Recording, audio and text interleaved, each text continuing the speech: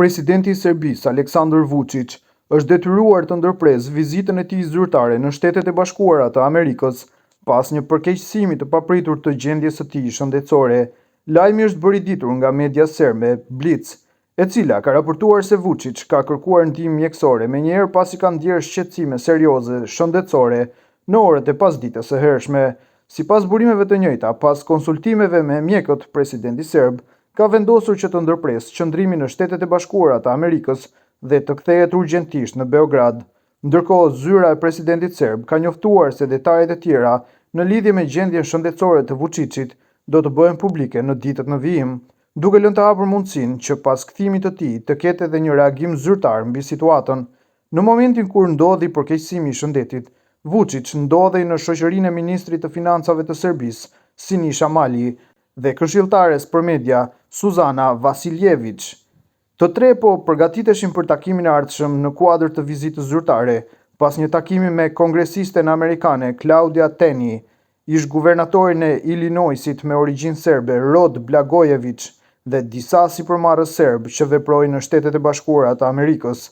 Sipas informacioneve jo zyrtare, ata kishin planifikuar të zhvillonin një sër takimesh me përfaqësues të lartë të Partisë Republikane, ndërta edhe me presidentin amerikan Donald Trump, në kuadër të përpjekjeve për forcimin e marrëdhënieve mes Serbisë dhe SBA-s.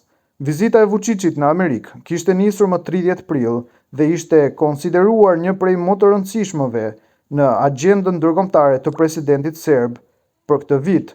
Në ditët e para të vizitës, Vučić ishte takuar me figura të njohura të skenës politike amerikane, përfshirë Rudy Giulianin, ish kryetari i Bashkisë së New Yorkut dhe bashkëpunëtor i afërt i Donald Trumpit.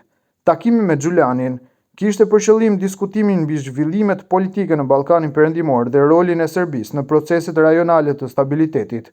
Pas publikimit të lajmit për ndërprerjen e vizitës, për shkak të problemeve shëndetësore, ka pasur reagime të menjëhershme edhe nga zyrtar amerikan.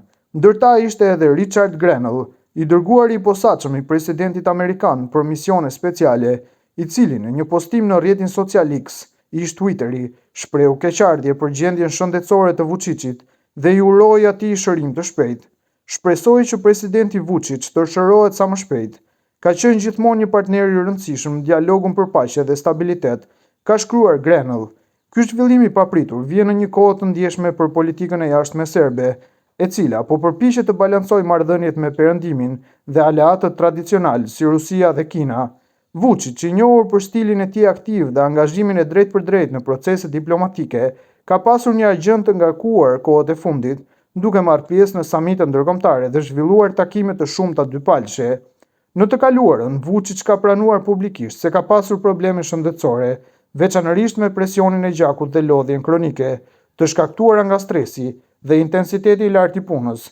Mjekët serb i kanë rekomanduar atij disa herë të bëjë pushime dhe të ulë ritmin e aktiviteteve publike, por presidenti ka vazhduar ta udhëheqë personalisht proceset më të rëndësishme politike në vend.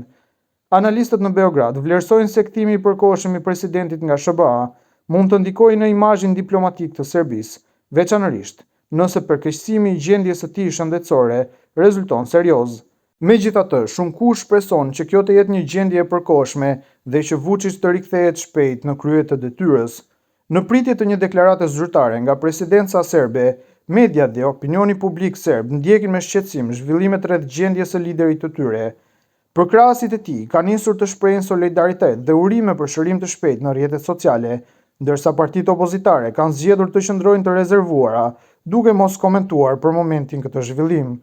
Ngjarja mbetet në vëmendje të lartë si në mediat vendase, ashtu edhe në ato ndërkombëtare, për shkak të pozitës kyçe që Vučić mban në politikën rajonale dhe në marrëdhëniet me Perëndimin.